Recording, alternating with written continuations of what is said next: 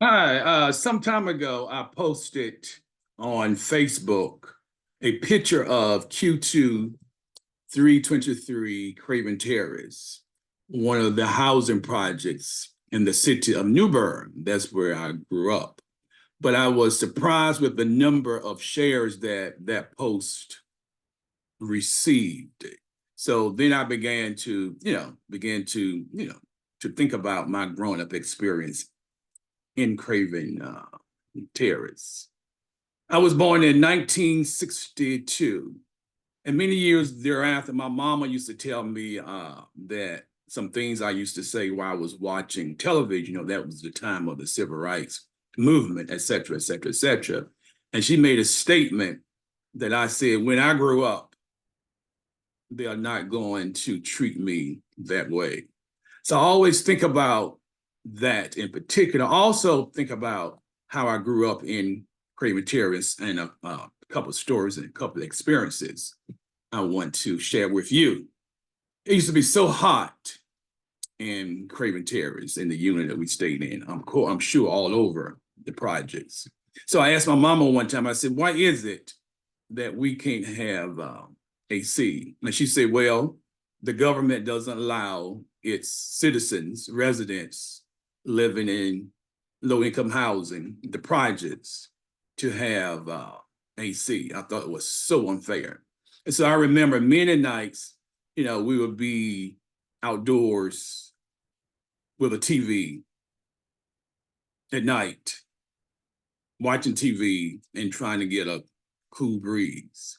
I also remember having the front door open, trying to get a breeze to come through, and we would be downstairs trying to get that comfort, if you will. I also remember we used to have a cooler, and you would put water in the back of the cooler, hoping for some cool air to to come through. I remember all of that. And I also remember while living in the project, I would go and stay with my father's mothers for some nights. Now, I can remember we would wake up in the morning. I would sleep with her, wake up in the morning, and she would give me a bath at the sink, from the sink, from head to toe. And as I grew older, she used to tell me some of her grown-up stories as well. One of the stories she told me, she used to be a maid for a family in New Bern. That name still rings in New Bern. I know the family, but that's not important to share at this time. But she told me a story that she was giving this little boy a bath, white boy a bath, and he was singing a song.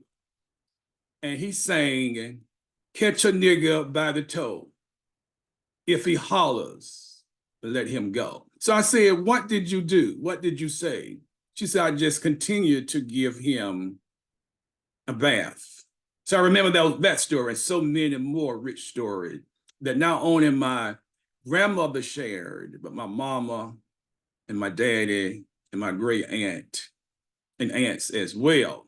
So I also can remember from 10th through the 12th grade, I believe, I will always, not always, on occasion, write a letter to the editor. I may have anywhere from 3 to 4 letters that I would pen to the paper. If I saw something that was not just, something that was not right, even at a very young age, I had this spirit of social justice because people often ask me, where do you get this speaking out from?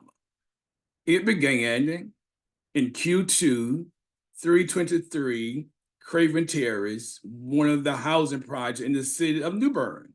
And the question that people ask, not only me, I'm sure with others, what good can come out of the projects?